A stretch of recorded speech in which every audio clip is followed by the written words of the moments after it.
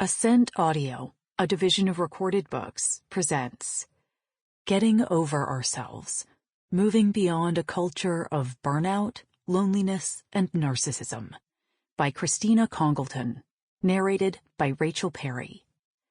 Publisher's note: in this audio edition, you will hear references to figures present in the print and ebook formats of the book. Introduction. Welcome. Let me begin with some strange invitations to our journey. I hope this book makes you uncomfortable. I hope it disappoints you at times. I hope this book helps you give up. But more than this, I hope this book helps you fully remember, or maybe experience for the first time, the you that can be with that discomfort and disappointment. A you who gives up on what you know isn't needed. A you with wide, generous arms who knows how to embrace what is before you, including your failures to embrace. Not a new you, not an improved you, an available you. Available to the beauty life is offering and the difficulty it is presenting. Available to exuberant play and laughter and disagreement and heated debate and relaxation and celebration and, perhaps, quite a bit of hard work. Most of all, I hope this book helps you be available to friendship. I think that's what is most needed at this time. I don't know whether we need friends for the end of the world or for the beginning, or both at the same time. There is so much uncertainty and complexity right now, it's impossible to tell how things will go. But whatever happens, wouldn't it be nice to have a friend, or many, at your side? Or, if you are more inclined toward solitude, to know there is a friend somewhere, holding you close at heart. In that spirit, my intention in writing this book is not to be an expert or authority, but rather a companion. It's called Getting Over Ourselves, and not Getting Over Yourself for a reason. I am in this with you.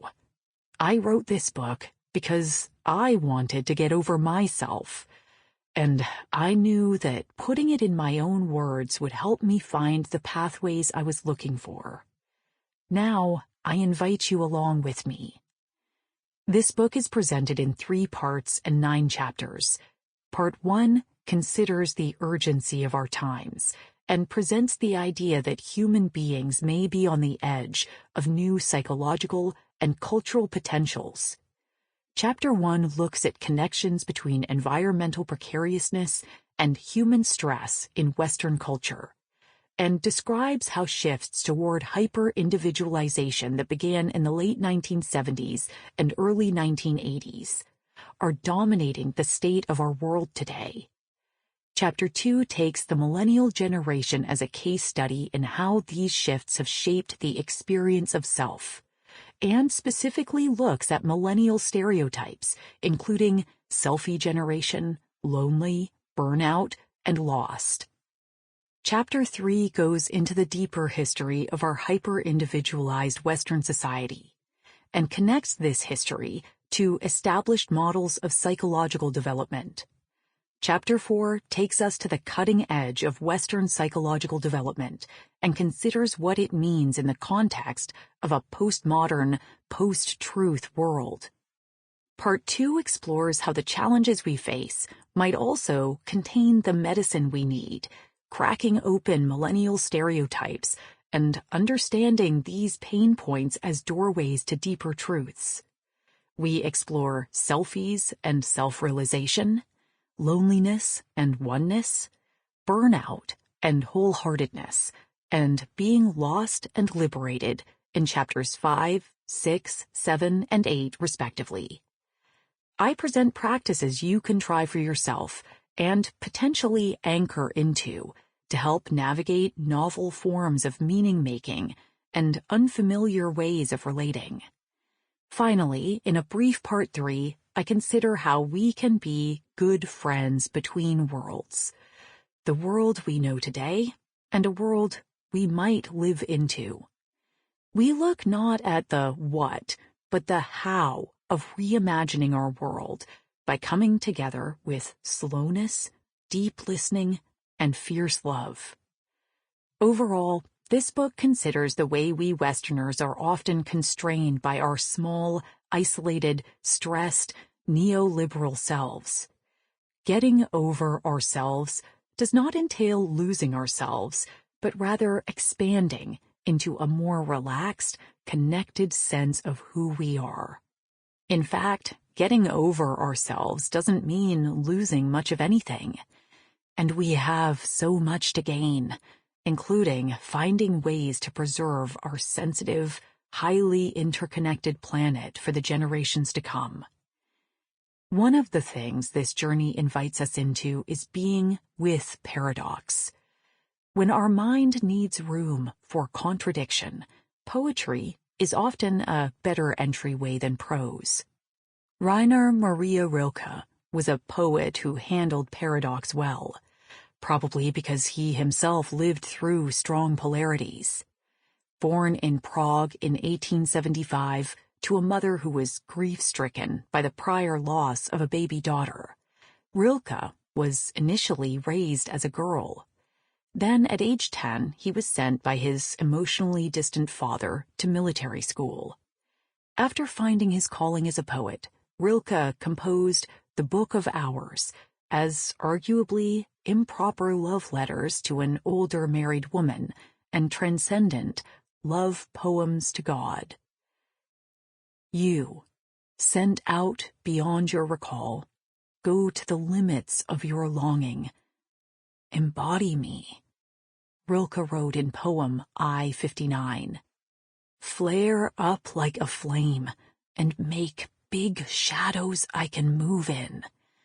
Let everything happen to you, beauty and terror.